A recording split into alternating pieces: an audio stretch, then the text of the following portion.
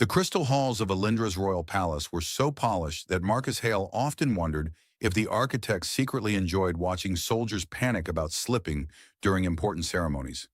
The entire corridor shimmered with reflections of pale blue light flowing through the transparent walls, beyond which the colony's artificial sky stretched endlessly above floating platforms and distant towers. It was the kind of view poets loved and guards hated, because it made it painfully obvious how far one could fall if someone accidentally leaned on the wrong railing. Marcus stood at his assigned position near the entrance to the Grand Diplomatic Chamber, armor perfectly aligned, posture straight, and expression carefully balanced between alert professional soldier and man desperately trying not to yawn. The problem with royal ceremonies, he often thought, was that they involved an extraordinary amount of standing still while extremely important people discussed extremely boring topics. Inside the chamber, ambassadors from 5 different star systems were currently debating atmospheric mineral tariffs. Marcus had absolutely no idea what atmospheric mineral tariffs were, but judging by the tone of the discussion, they were apparently worth arguing about for several hours. Beside him, another guard shifted slightly and muttered under his breath, "2 hours." Marcus did not turn his head. Royal protocol strongly discouraged casual conversations during diplomatic events, especially the type that began with complaining. Still, he answered quietly. 2 hours of tariffs? 2 hours of tariffs, the guard confirmed. Yesterday, they argued 3 hours about shipping corridors. Marcus considered this information carefully. I think the assassins are waiting until the speeches end. Out of respect. The guard nearly choked, trying not to laugh. At the center of the chamber stood Queen Selith. Even from Marcus's position near the wall, her presence dominated the room with quiet authority. She was tall, graceful, and unmistakably alien, despite her otherwise human appearance. The long, elegant ears of her people curved slightly behind strands of silver hair, catching the chamber's light like thin pieces of crystal.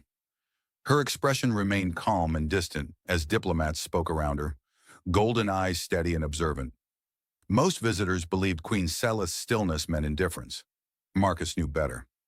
During his 4 years serving in the Royal Guard, he had noticed something others often missed. The Queen's calm posture concealed constant awareness.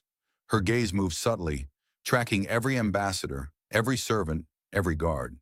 If someone in the room sneezed 3 rows back, Selith probably noticed before the poor person even reached for a handkerchief. Marcus respected that kind of attention. Unfortunately, attention did not make tariffs more interesting. Another hour passed. At some point, Marcus began counting the glowing floor panels just to remain awake. There were exactly 312 panels between the chamber doors and the Queen's podium. He knew this because he had counted them 7 times. Finally, the diplomatic discussion reached what sounded like a conclusion, mostly because everyone stopped talking at once. One ambassador began thanking the Queen for her continued wisdom and cooperation in interstellar economic stability, which Marcus suspected was diplomatic language for "please, let us leave now." Queen Selith inclined her head politely. "Elyndra values peace among its neighbors," she said calmly. Her voice carried through the chamber with smooth clarity. "Prosperity grows where trust exists." Marcus admired the sentence. It sounded extremely wise while saying almost nothing specific. Just as the ambassadors prepared to leave, Marcus noticed something. At first, it was nothing more than a flicker in the corner of his vision, a small movement near the upper balcony where several technical assistants monitored environmental systems. One of the figures shifted strangely, as if adjusting equipment. Marcus frowned slightly. Technicians did not usually move that quickly during formal ceremonies. He studied the balcony more carefully. The figure stepped forward. For a brief second, Marcus saw the outline of a compact plasma projector emerging from behind a control console. His brain reacted before his thoughts fully formed. "Down!" Marcus shouted. The chamber erupted in confusion. A bright streak of blue plasma fired from the balcony, slicing through the air toward the Queen's position. Marcus didn't calculate distance. He didn't evaluate probabilities. He simply moved, one step forward, then another. He placed himself between Selith and the incoming shot, just as the plasma bolt reached them. For a strange moment, everything slowed. Marcus thought, with mild annoyance, that this was definitely going to ruin his armor. Then the plasma struck, White light exploded across his chest plate, throwing him backward. Pain flooded through his body like liquid fire, and the chamber ceiling spun wildly above him. Somewhere nearby, guards shouted, weapons activated. Someone tackled the assassin on the balcony, but Marcus barely heard any of it. His vision blurred. The last thing he saw before darkness closed in was Queen Selith kneeling beside him, her usually calm face filled with something he had never seen before. Fear. "Marcus," she said urgently. Marcus tried to respond. Unfortunately, his brain had already decided it was time to stop working for a while. His final thought before unconsciousness arrived was simple and slightly irritated. Next time, he decided vaguely, he was definitely requesting guard duty somewhere with fewer balconies. Warmth was the first thing Marcus noticed. Not the comfortable warmth of sunlight or a heated room, but a strange, enveloping warmth that seemed to press gently against him from every direction. His body felt heavy, as though gravity had suddenly developed a personal interest in him. His chest ached in a dull, persistent way that suggested something extremely unpleasant had happened recently. Marcus tried to move his arm. His arm refused. He tried again. This time his arm moved slightly and encountered something soft. That was unusual. Marcus slowly opened his eyes. Bright white light filled his vision for a moment before the shapes of the medical bay slowly formed around him. Smooth metallic walls curved overhead, glowing softly with sterile illumination. Several hovering medical drones floated nearby, their scanners humming quietly as they monitored his condition. Marcus recognized the room. Royal Palace Medical Bay. That meant two things. First, he was not dead. Second, someone very important had probably signed a very expensive repair bill for his armor. Marcus attempted to sit up. He immediately discovered the source of the warmth. Something, or someone, was wrapped around him. Marcus froze. He slowly lowered his gaze. Long silver hair rested across his shoulder. A slender arm was draped across his chest. A second arm rested along his side, holding him in a surprisingly firm embrace. Marcus blinked. Queen Selith was asleep with her head resting against his shoulder. For several seconds, Marcus simply stared at the ceiling, carefully reviewing his life choices. Perhaps he had died. Perhaps this was some strange afterlife where royal protocol had collapsed entirely. He cleared his throat carefully. Nothing happened. Selith remained asleep. Marcus considered the situation with growing concern. The queen of an entire star colony was currently curled around him like an extremely elegant blanket. If anyone important walked into the room at that exact moment, explaining the situation would require an impressive amount of creativity. Marcus cautiously tried to shift again. Selith stirred. Her golden eyes opened instantly. For a brief moment, confusion crossed her face. Then recognition followed. "You are awake," she said quietly. Her voice carried a strange softness Marcus had never heard during official ceremonies. Marcus attempted to salute. Unfortunately, the motion resulted in immediate pain shooting through his chest. He settled for speaking instead. "Your Majesty," he said weakly, "I appear to be entangled." Selith blinked. Then she looked down at their current position. For a moment, Marcus thought she might leap away in embarrassment. Instead, she sighed with visible relief. "You survived," she said. "That was the plan," Marcus replied, though I admit the execution was somewhat painful. A hovering medical drone floated closer, projecting a soft beam of light across Marcus's chest. "Subject consciousness restored," the drone announced cheerfully. "Recovery progress optimal. Healing bond functioning within predicted parameters." Marcus frowned. "Healing bond?" Selith hesitated slightly. Marcus noticed her long ears tilt faintly, a gesture he had learned indicated mild discomfort. "It is biological," she explained carefully. Marcus waited. When she did not immediately continue, he raised an eyebrow.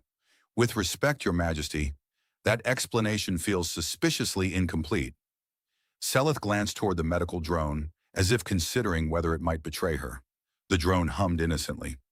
"My species," Selith said slowly, "possesses certain instinctive biological responses related to life debts." Marcus nodded. "So you brought me here to ensure proper medical care?" "Yes." "And the proximity?" Selith looked slightly uncomfortable. The bond accelerates healing through physical contact. Marcus stared at her. Then he looked down at her arm still resting across his chest, then back at her. You mean, Marcus said slowly, I am currently being used as a medical project? Not exactly. A royal healing device? That is not the correct term. Marcus considered this. So if you move away, he said carefully, my recovery slows down? Yes. And if you remain, he gestured weakly, it stabilizes your condition. Marcus leaned his head back against the pillow. Well, he said thoughtfully, this may be the most unusual sick leave I have ever taken. Selith almost smiled. A moment of silence passed. Marcus glanced at the doorway. Out of curiosity, he asked cautiously, how long have we been conducting this medical procedure? Selith hesitated again. 32 hours. Marcus stared at her. 32. Yes. Marcus closed his eyes briefly. Your Majesty, he said calmly, the palace staff are definitely talking about this. Selith's expression remained composed, though the faintest hint of amusement touched her eyes. They are. Marcus sighed. Excellent, he muttered. I nearly died saving the Queen, and somehow the most dangerous part of the situation is palace gossip. One of the medical drones beeped approvingly. Humor detected, it said. Patient psychological stability improving. Marcus glared weakly at the drone. I would appreciate it, he said, if the medical staff stopped narrating my humiliation. Selith laughed softly. The sound surprised both of them. Marcus woke the next time to the quiet humming of machines and the faint scent of sterile air. For several seconds he remained completely still, mostly because his brain was still trying to decide whether the previous situation with the Queen had been real or the result of severe plasma-related hallucinations. He cautiously opened one eye. The medical bay ceiling looked the same.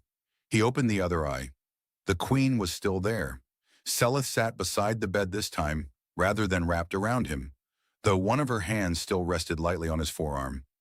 Thin lines of soft blue light flowed between several small medical patches attached to Marcus's chest, forming a faint network that pulsed slowly. Marcus exhaled in relief.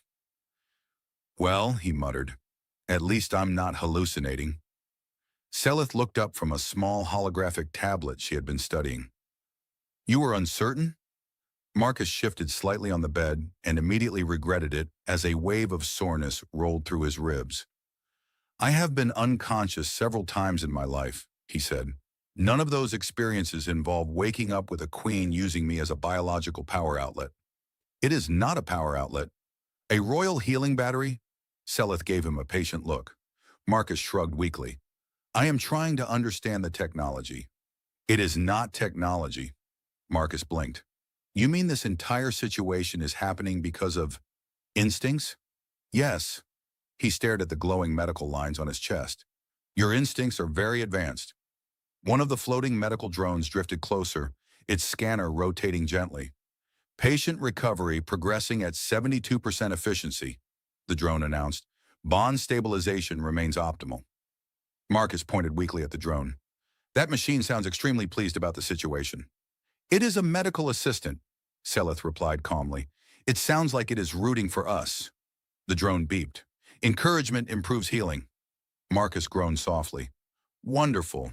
Even the furniture is emotionally invested.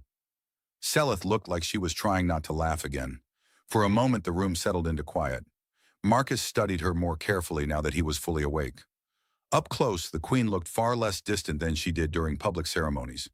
Without the towering crown and ceremonial armor, she seemed almost normal.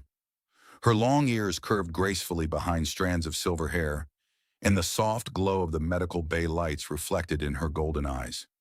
You haven't slept much, Marcus said. Selith blinked. What makes you think that? Marcus gestured vaguely toward her face.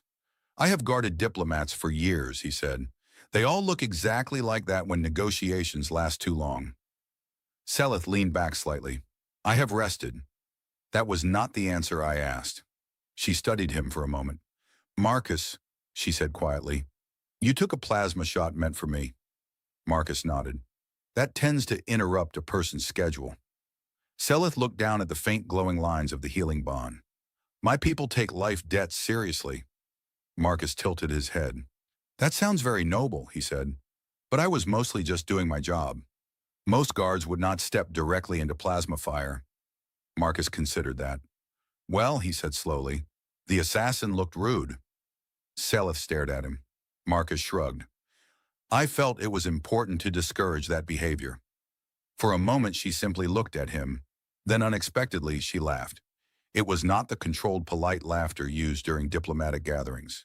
It was quick and genuine, and it seemed to surprise her just as much as it surprised Marcus. I nearly died, Marcus continued thoughtfully, and somehow my greatest achievement is making the Queen laugh in a hospital. Selith shook her head slightly. You are unusual, Marcus Hale. I have been told that before, he admitted. A soft chime sounded from the wall console. One of the drones turned toward the door. Council communication request, it announced. Selith's expression changed instantly. The relaxed warmth vanished, replaced by the calm, distant composure Marcus recognized from the throne chamber. Accept the call, she said. A holographic figure appeared above the console, a tall alien advisor wearing the formal robes of the governing council. Your Majesty, the advisor said, bowing slightly, we require an update on your condition. Selith's voice returned to its official tone. I am unharmed. And the guard? Marcus lifted one hand slightly. Still slightly toasted, he offered. The advisor looked mildly confused. His recovery continues, Selith said. The council member hesitated before speaking again. There is another matter.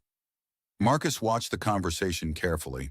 Selith's ears tilted slightly, barely noticeable, but Marcus had already learned that it meant she anticipated unpleasant news.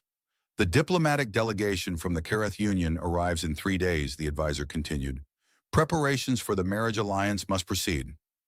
The room grew quiet. Marcus slowly looked toward Selith. Her expression remained calm. I am aware of the schedule, she said. Your presence will be required for the formal announcement. I understand. The advisor nodded. We will speak again tomorrow. The hologram vanished. For several seconds, neither of them spoke. Marcus finally cleared his throat. Your Majesty, he said carefully, I feel like I just overheard something important. Selith remained silent. Marcus looked back at the ceiling. So, he said slowly, while I was unconscious, the council apparently arranged for you to get married. Selith did not answer immediately. Marcus sighed softly. You know, he added, I missed the part where I was only worried about plasma wounds. Selith finally looked at him. For a moment the Queen disappeared again, replaced by the tired woman he had seen earlier. It is complicated, she said quietly.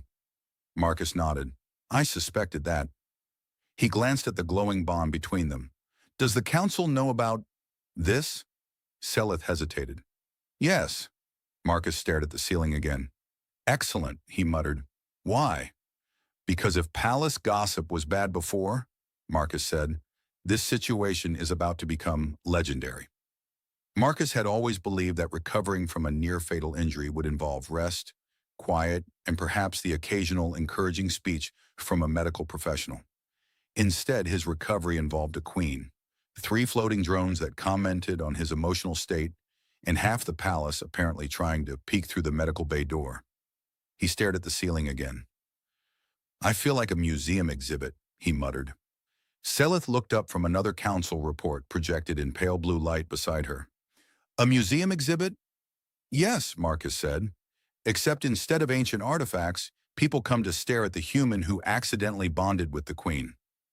The nearest medical drone hummed. Correction, the bond was not accidental. Biological activation occurred after the subject performed a life-saving action. Marcus slowly turned his head toward the drone. You are not helping. The drone beeped politely. Encouragement protocol remains active.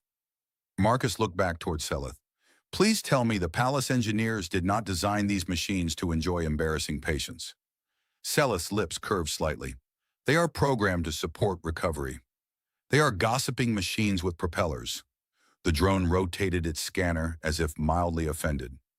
Selith returned her attention to the holographic council report for a moment, before quietly dismissing it with a wave of her hand. The glowing text faded into the air. Marcus noticed. Bad news? He asked. Selith hesitated. Complicated news? Marcus nodded slowly. Diplomatic marriage complicated or political counsel complicated? Both. Marcus sighed. I should have stayed unconscious. A soft laugh escaped Selith before she could stop it. For a moment, neither of them spoke. The quiet hum of the medical equipment filled the room, while faint blue energy continued to flow through the healing patches attached to Marcus's chest. Marcus glanced down at the glowing lines. I have a question, he said. Selith looked at him. About the healing bond. She waited. If the contact stops, Marcus said, my recovery slows down. Yes. And if the contact continues, you heal faster. Marcus nodded thoughtfully. So the logical conclusion is that I have accidentally become the most inconvenient patient in royal history. Selith tilted her head slightly. You are not inconvenient. Marcus gestured toward the door. Half the palace staff has tried to look inside this room today. That is curiosity. That is curiosity with witnesses. Selith seemed amused. You worry about reputation. I worry about survival, Marcus replied. Palace rumors are more dangerous than assassins. One of the drones floated closer again. Medical update, it announced. Patient mobility may resume in approximately 16 hours. Marcus blinked. Mobility? Yes. You mean I can stand up again? Correct. Marcus looked relieved. Excellent. I was beginning to think I would permanently live in this bed. The drone continued. However, healing bond efficiency will decrease if physical proximity is interrupted. Marcus slowly turned his head towards Selith. Selith looked back at the drone, then at Marcus. The silence lasted 3 seconds. Marcus exhaled slowly. So if I walk around, he said, the Queen has to follow me. Selith remained calm. That would maintain the bond. Marcus stared at the ceiling again. I have accidentally invented the galaxy's most awkward escort mission. Selith leaned back in her chair, clearly trying to remain composed. Marcus rubbed his forehead. Imagine explaining this to the other guards. You will not. Oh, they will find out. Selith looked curious. How? Marcus pointed weakly toward the medical drones. These machines will absolutely tell someone. The nearest drone beeped. Medical confidentiality protocols active. Marcus squinted at it. You sound suspicious. Before the drone could respond, the door to the medical bay slid open. 2 palace guards stepped inside. They stopped immediately when they saw the scene. Marcus in the bed, Selith beside him, her hand still resting lightly on his arm. The guards froze like statues. Marcus stared at them. They stared at him. One of them slowly looked at Selith. Your Majesty, the guard said carefully. Selith nodded calmly. Captain. Marcus raised one finger weakly. Before anyone says anything, he said, I would like to clarify that this situation is medically necessary. The guards did not move. Marcus sighed.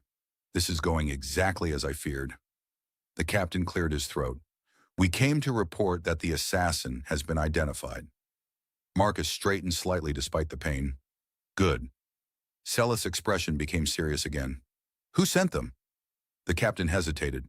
The investigation is ongoing, but the weapon used was Kerith Union technology.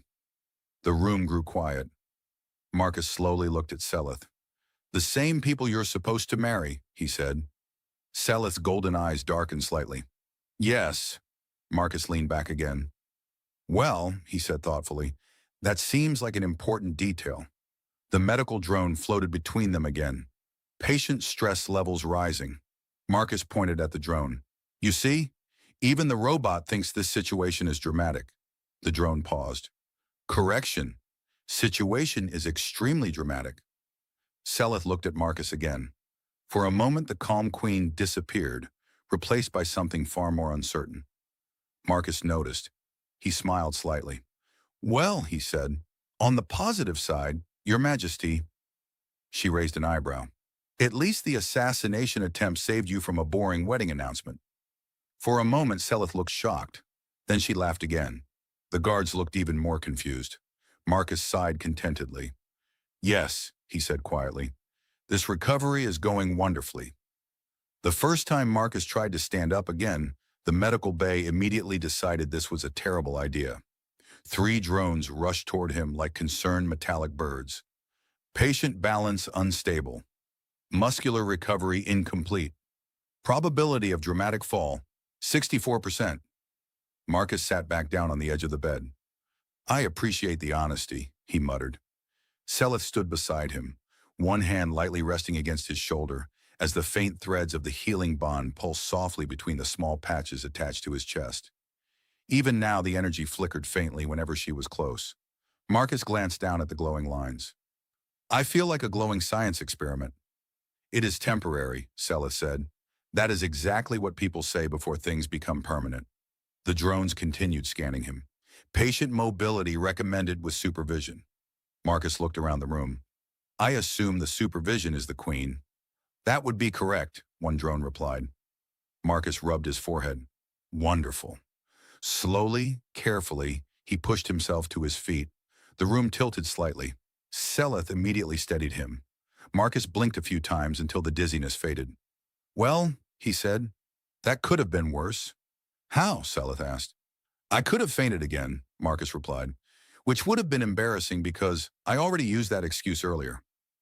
Selith shook her head faintly, though Marcus noticed a small smile forming again. Standing felt strange after so many hours in bed. His legs felt weak, but the pain in his chest had faded into a dull ache rather than the searing agony from before. Marcus took one cautious step. The healing bond flickered brighter for a moment. One of the drones beeped approvingly. Bond synchronization adjusting to movement. Marcus looked over his shoulder. I liked it better when it stayed quiet. He took another step. Selith moved with him automatically, maintaining the small distance required for the bond to remain stable. Marcus noticed. He slowly turned his head toward her. You realize this looks ridiculous. Selith raised an eyebrow. In what way? Marcus gestured around them.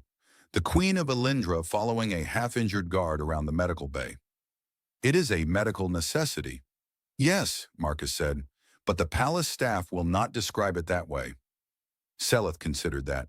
You worry about gossip again? Marcus nodded. Palace gossip spreads faster than hyperspace signals. One of the drones floated beside him. Movement stable, recovery improving. Marcus pointed at it. You say that every time.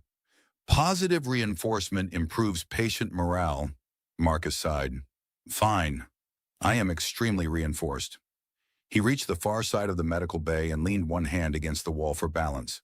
Through the transparent section of the wall, the sky of Elyndra stretched beyond the palace towers. Floating transport platforms moved slowly between crystal buildings. Far in the distance, enormous atmospheric generators hovered above the horizon, glowing faintly as they worked to maintain the fragile ecosystem of the colony world. Marcus studied them quietly. Selith noticed his expression. You are thinking about something. Marcus nodded toward the generators. They look impressive from far away. They are necessary. They are also failing, Marcus said. Selith remained silent. Marcus turned slightly toward her. That is why the council arranged the marriage alliance. Selith did not answer immediately. Yes. Marcus crossed his arms slowly, though the motion made his ribs complain. So the Kerith Union gives Elyndra the technology to repair the atmosphere. Yes. And in exchange, they get the Queen. Selith's expression remained calm, but Marcus noticed the faint tension in her shoulders. It is more complicated than that. Marcus shrugged. Politics is always more complicated than necessary. He walked another slow circle across the room. Selith followed automatically. Marcus glanced sideways at her. You know something else bothers me. What? The assassin. Selith's eyes sharpened slightly. Marcus continued. If the weapon came from the Kerith Union, it does not prove they sent the assassin. No, Marcus agreed, but it is suspicious timing. The nearest drone hummed. Security investigation ongoing. Marcus nodded at it. Good, because if someone is trying to eliminate the Queen before the marriage happens. Selith finished the thought quietly. Then the alliance may not be as stable as the council believes. Marcus sighed. Politics again. He walked back toward the bed and slowly sat down. Selith remained standing beside him. The glowing bond flickered gently. Marcus studied the light for a moment. You know, he said, This healing bond might be the strangest thing that has ever happened to me. Selith tilted her head slightly. You stepped in front of a plasma weapon. Yes, Marcus said, but that part made sense. She looked curious. How? Someone tried to shoot the queen, Marcus replied. Stopping that is literally my job. And the bond? Marcus gestured between them. This part involves alien biology, glowing energy lines, and the queen following me around the medical bay. Selith folded her arms. You are not pleased? Marcus thought about it. Actually, he admitted slowly, it could be worse. Selith raised an eyebrow again. How? Marcus smiled faintly. At least the bond did not force us to sing.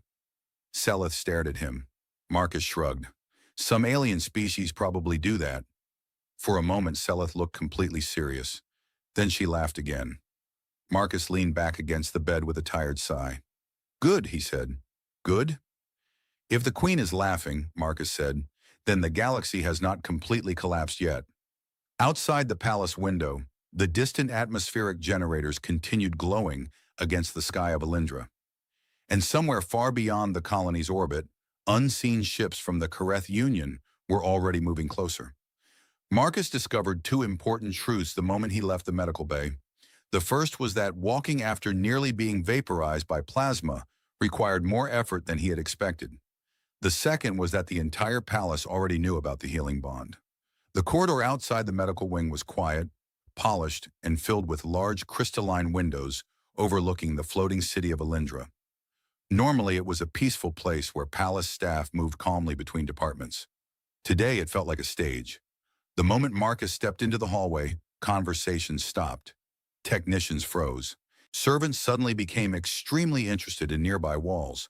Two junior guards standing at the far end of the corridor stared openly for exactly 3 seconds before quickly pretending to inspect their weapons. Marcus sighed. See? He said quietly. Selith walked beside him, maintaining the short distance that allowed the faint energy threads of the healing bond to flicker between them. See what? She asked. Marcus gestured subtly toward the hallway. The audience. Selith followed his gaze. A technician immediately turned around and began walking very quickly in the opposite direction. Marcus nodded. Yes, he said. That is the exact reaction I expected. Selith looked mildly amused. They are curious. Marcus stopped walking. Your Majesty, he said patiently, the Queen of Elyndra is following a wounded guard through the palace like a medical escort drone. That is inaccurate. How? I am not a drone. Marcus considered this. That is technically correct. They continued walking slowly down the corridor. Despite the awkward attention, Marcus felt stronger than he had in the medical bay. The healing bond pulsed faintly each time Selith stepped closer, like a quiet reminder that her presence was still accelerating his recovery. Marcus glanced sideways at her. You know, he said, most people in the galaxy probably imagine royal life as very glamorous. Selith raised an eyebrow. It is not glamorous? Right now, Marcus said, it looks like physical therapy. Selith tilted her head slightly. You complain frequently. I nearly died. Yes. I feel that gives me certain privileges. Selith nodded slowly. Very well. Continue complaining. Marcus smiled faintly. They reached a wide balcony that overlooked the lower levels of the palace city. The view stretched for kilometers. Towering crystalline structures, floating transit lanes filled with silent transports, and far in the distance the massive atmospheric stabilizers glowing faintly above the horizon. Marcus rested his hands on the railing. Selith stood beside him. For a moment, neither of them spoke. You are improving quickly, Selith said. Marcus nodded. The bond is working. Yes, Marcus glanced at her. That part still feels strange. Selith's long ears shifted slightly. My species considers it natural. I believe you, Marcus replied.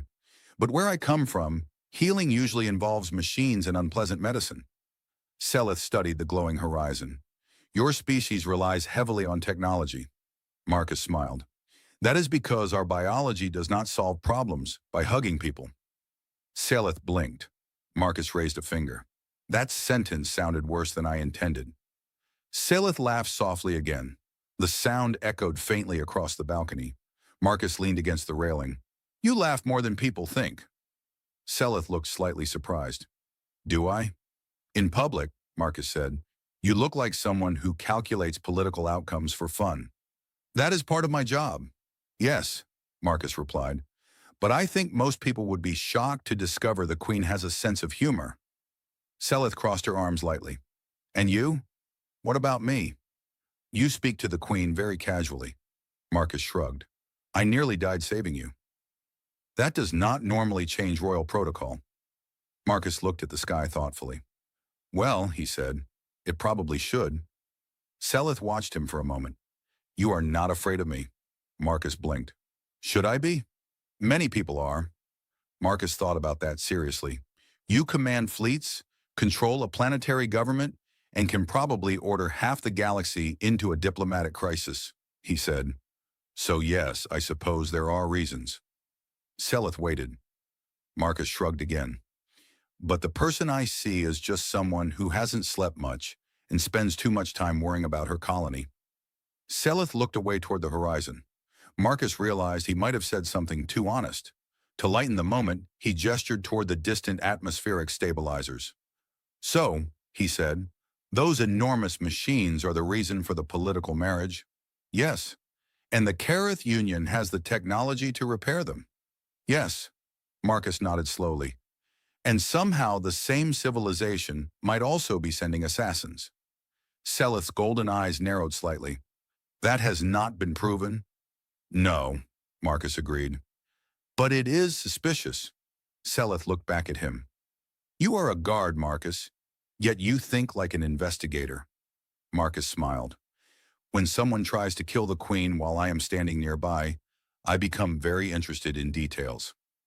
A sudden chime sounded from the small communication panel attached to Selith's wrist. She activated it. A holographic figure appeared above the device, one of the palace intelligence officers. Your Majesty, the officer said urgently. Selith straightened slightly. What is it? We have detected unidentified ships entering Elyndra's outer system. Marcus stood up from the railing immediately. How many? Selith asked. 7 vessels, the officer replied. Their energy signatures match Selith Union military escorts. The balcony fell silent. Marcus slowly looked at Selith. Well, he said quietly, that seems early for a wedding delegation. Selith's expression hardened into the calm mask of a ruler again. Raise the defense network, she ordered. Yes, Your Majesty. The hologram vanished. Marcus folded his arms. You know, he said, I had a feeling the next few days would become complicated. Selith looked at him. Marcus gave a small, tired smile. At least the healing bond is still working, he added. Selith raised an eyebrow. Why is that important? Marcus gestured between them. Because if the galaxy is about to become chaotic, he said, it is probably safer if the Queen's personal bodyguard heals quickly. The warships arrived in silence. From the upper command balcony of the palace, Marcus watched the dark shapes slide into Elyndra's orbit like shadows crossing a star. 7 vessels, long and angular, each surrounded by the pale glow of defensive shields. They held position just beyond the orbital platforms, not advancing, not retreating. It was the kind of arrival designed to make everyone nervous. Marcus leaned against the railing beside Selith. You know, he said, when someone arrives for a wedding, they usually bring flowers. Selith did not look away from the tactical projection floating before her. These ships are escorts, she said calmly. Escorts with enough weapons to start a small war. That is also true. Below them, palace defense systems activated across the city. Tower-mounted cannons rotated slowly toward the sky, and faint energy barriers shimmered to life above the major districts. Marcus crossed his arms. So, he said, this is the part where the political marriage becomes extremely complicated. Selith finally looked at him. Yes, Marcus nodded thoughtfully. I suspected that. A holographic officer appeared beside the projection. Your Majesty, the officer said, the Selith flagship is requesting communication. Accept it. The air above the command console shimmered as a tall alien figure appeared. His skin carried the pale metallic tone common to the Selith Union, and his uniform displayed the insignia of a high-ranking noble. Queen Selith, the man said with a slight bow. I am Lord Varon of the Kareth diplomatic fleet. Marcus studied the hologram carefully. Varon smiled politely. I regret that our arrival has caused concern. Marcus raised one eyebrow. That is a creative way to describe a fleet of warships. Varon's gaze shifted toward him. And this must be the human who interrupted the assassination. Marcus did not bow. That is one way to describe it. Selith stepped slightly forward. Your fleet entered Elyndra's system without announcement. Varon spread his hands calmly. Because we have discovered something troubling. Marcus leaned slightly toward Selith. Please tell me the troubling thing is not another assassin? Varon heard him anyway. On the contrary, Varon said, the assassin who attacked you was not acting for the Kareth Union. Selith's expression remained calm. Your weapon was used. Yes, Varon replied, because someone wishes to sabotage our alliance. Marcus frowned. That sounds inconvenient. Varon nodded. Our intelligence uncovered evidence that a faction within your own council arranged the attack. The command balcony became very quiet. Marcus slowly looked at Selith. That, he said quietly, is a plot twist. Selith's golden eyes hardened. Explain. Varon activated a data projection. Several names appeared in the air, members of Elyndra's ruling council. They believed the alliance with the Kareth Union would reduce their political power, Varon said. If the queen died before the marriage, the colony would fall into crisis. They expected to seize control. Marcus sighed softly. I always knew palace politics were dangerous. Selith studied the names carefully. Marcus noticed the anger she tried to hide. For years she had ruled calmly, carrying responsibility alone. Now someone inside her own government had tried to end her life. Marcus stepped slightly closer beside her. So, he said quietly, the wedding was never the real problem. Selith looked at him. No. Marcus gestured toward the projection. The real problem was trust. Varon nodded. The conspirators have already been detained by your security forces. Selith turned toward the palace guard captain standing nearby. Is that correct? Yes, Your Majesty. The arrests were completed minutes ago. Marcus leaned back against the railing. Well, he said, that resolves the assassination attempt. Selith dismissed the holographic list slowly. Varon spoke again. The alliance between our systems can still proceed, he said carefully. Selith remained silent for several seconds. Marcus glanced at her. You do not have to decide immediately, Varon added.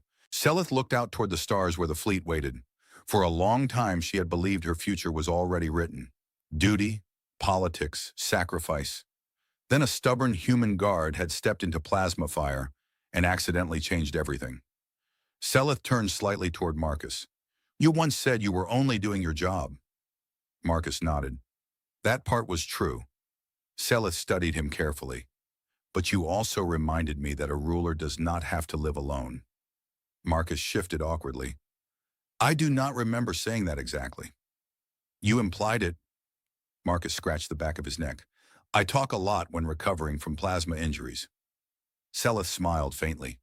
Then she faced the hologram of Lord Varon. The alliance between Elyndra and the Kareth Union will proceed, she said. Marcus raised an eyebrow. But not through marriage. Varon blinked. Selith continued calmly. We will cooperate as partners, not as a political transaction. Varon considered that for a moment, then he nodded slowly. That arrangement may be acceptable. The hologram faded. Marcus exhaled. Well, he said, that was less dramatic than I expected. Selith looked at him. You expected more? I expected at least one explosion. Selith shook her head slightly. You are a strange guard, Marcus smiled. I have heard that before. The faint glow of the healing bond flickered once more between them, though it had already begun to fade as Marcus fully recovered. Marcus looked down at the fading light. So this is the end of the medical miracle. Selith followed his gaze. The bond served its purpose. Marcus nodded. You know, he said thoughtfully, most people recover from injuries and simply go back to work. Selith tilted her head. And you? Marcus looked out across Elyndra, the towers, the sky, the fragile world that depended on its queen. I think my job just became more interesting. Selith smiled slightly. Royal Guard Marcus Hale.